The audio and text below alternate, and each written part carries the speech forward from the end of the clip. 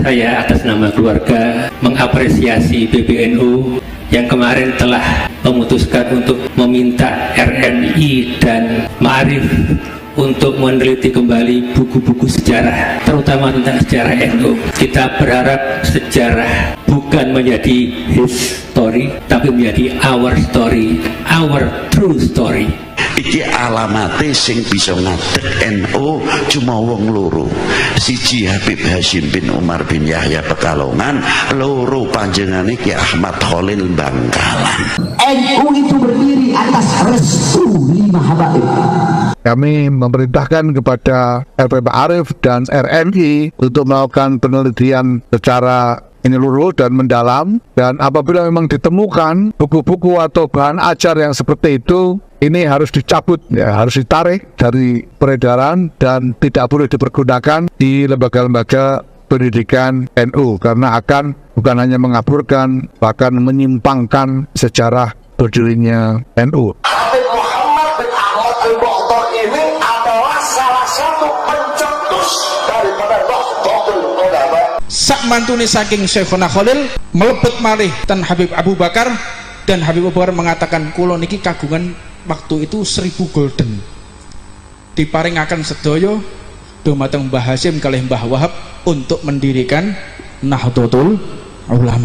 Assalamualaikum warahmatullahi wabarakatuh. Alhamdulillah, dengan rahmat Allah kita dapat bertemu lagi di channel ini. Tanpa berpanjang lebar, langsung saja kita simak dulu. Assalamualaikum warahmatullahi wabarakatuh. Bismillahirrahmanirrahim. Alhamdulillahirabbil alamin. Assalatu wassalamu ala sayyidina Muhammadin wa ala alihi washabihi ajmain. Amma ba'du. Ingkang kawula hormati, kita taati para masyayikh Raisam PBNU Kiai Miftahul Ahyar, Wakil Raisam Kiai Anwar, ada Kiai Agus Salim Muhammad, Ketua Umum PBNU Gus Yahya Stakuf, Sekjen Gus Saiful yang tadi disebut sebagai Sekjen terbaik, mungkin perlu tambah terbaik dan terheboh.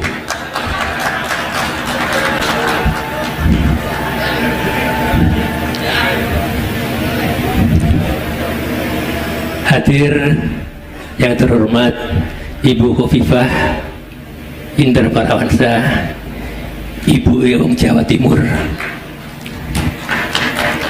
dan para ada Direktur Fitro, dan para hadir yang tidak bisa saya sebut satu persatu.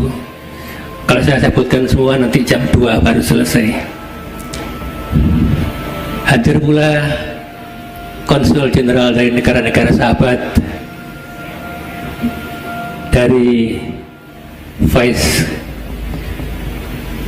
Konsul Jenderal Australia Your Excellency Mr. Anthony Clark, Direktur Jenderal TETO Your Excellency Isaac Chu, Vice Consul General of Japan in Surabaya Your Excellency Mr. Ishii Yutaka, Konsul Jenderal Amerika Your Excellency Mr. Christopher Green. Mr. Christopher Green ini 30 tahun yang lalu menjadi santri di Tebu Ireng. Welcome home, Chris. This is your second home. Ibu, bapak semua, pengurus Rois dan ketua Cap PBNU cabang seluruh Jawa Timur.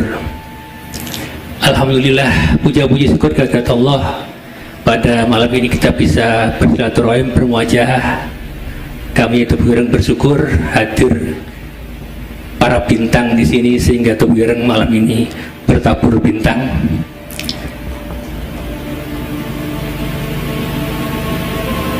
Hari ini kita memulai konferensi wilayah Nahdlatul Ulama Jawa Timur, atas nama keluarga besar Pesantren Tebu Ireng, kami menyampaikan ahlan wa sahlan kepada semua peserta, kepada semua undangan. Pesantren Tebu Ireng dan NU seperti disampaikan tadi oleh MC adalah dua entitas yang tak terpisahkan, lahir dari muasis yang sama, lahir dari rahim yang sama. Pesantren Tebu Ireng adalah basis Condro Timuko Tafakuh Fitin ala Aswajah, sementara NU adalah jalan hikmah pendamping umat menuju kehidupan yang diridhai Allah Subhanahu wa Ta'ala. Ibu bapak sekalian, tanggal 3 Agustus besok Tebu Ireng mencapai usia 125 tahun. Sementara NU memasuki pula masa-masa 100 tahun. Kita berharap kedua anak kandung ini dari Ki Hadratus Syekh Hasyim Asy'ari bisa terus berkhidmat kepada umat, berkhidmat kepada bangsa, dan berkhidmat kepada dunia. Dalam beberapa kesempatan saya sampaikan, Pesantren Tebu Ireng dan NU adalah dua mata uang, dua sisi mata uang. Jika satu rusak, maka sisi yang lain tidak bernilai. Jika sisi gambar dan angka itu ada yang rusak, maka yang lainnya tidak bernilai. Karena itu kita berharap NU dan Pesantren Tebu Ireng selalu berkembang. Ibu bapak sekalian, kami bangga, kami bahagia atas dipilihnya Pesantren Tebu Ireng sebagai tempat pembukaan sekaligus acara konferensi wilayah ini. Sengaja kami tempatkan di kampus Universitas Hasyim Asy'ari, kampus yang didirikan oleh Pesantren Tebu Ireng pada tahun 1967. Berarti sudah hampir lebih dari 40 tahun yang lalu, sebagai bagian dari upaya melanjutkan cita-cita Hadratus Syekh untuk mencerdaskan kehidupan bangsa. Kebahagiaan yang saya sampaikan tadi tentu disertai dengan harapan bahwa konferensi wilayah ini akan bisa melahirkan keputusan-keputusan yang bermanfaat pada umat, melahirkan kepemimpinan yang sangat memahami NU, memahami cita-cita dari para muassis NU. Kita juga berharap konferensi ini bisa berjalan dengan lancar, jauh dari 3G, yaitu gesek, gosok, apalagi gasak. Kita juga berharap konferensi berpenuh dengan 3G juga, yaitu guyub, gayeng, dan guyon. Terakhir, saya atas nama keluarga mengapresiasi PBNU yang kemarin telah memutuskan untuk meminta RMI dan Ma'arif untuk meneliti kembali buku-buku sejarah terutama tentang sejarah NU. Kita berharap sejarah bukan menjadi history, tapi menjadi our story, our true story. Itulah harapan kita. Sekali lagi kita terima kasih. Sekali lagi kami mohon maaf, kita berusaha menyiapkan acara ini sebaik-baiknya, tapi bagaimana juga ada kekurangan di sana sini. Kami mohon maaf yang sebesar-besarnya. Assalamualaikum warahmatullahi wabarakatuh. Untuk hal yang menyimpang itu yang kami temukan dari laporan masyarakat dan warga, misalnya ada buku yang memuat tentang cerita yang menyimpang tentang proses berdirinya NU gitu. Karena yang kita sudah diketahui oleh banyak orang sebetulnya bahwa ini adalah melalui proses dialog panjang antara Kiai Hasyim Asy'ari dengan Kiai Khalil Bangkalan, dan kemudian juga dengan sejumlah kiai yang semuanya sebetulnya sudah diketahui secara pasti dengan catatan-catatan yang jelas. Lajeng Mbah Hasyim nyuwun balal, kula tak ngaos bab hadis wonten mriki Bib, sebab panjenengan sing gadah sanad-sanad luar biasa. Makanya Mbah Hasyim tiap kemis wage mesti ten Pekalongan kalian Hamengkubuwono ke-9. Tapi tiba-tiba ada narasi baru dengan memasukkan cerita baru bahwa ini ada proses yang berbeda dari yang itu. Kemudian memasukkan juga tokoh-tokoh baru. Nah, ini yang kita anggap menyimpang. Saking Pekalongan Mbah Hasyim tekan Mbah Ki Ahmad Khalil Bangkalan, isik tekan lapare Ki Mbah Ahmad Khalil Bangkalan wis nyegat terus ngendika Ki Ahmad Khalil. Putusanku padha karo Bib Hasyim.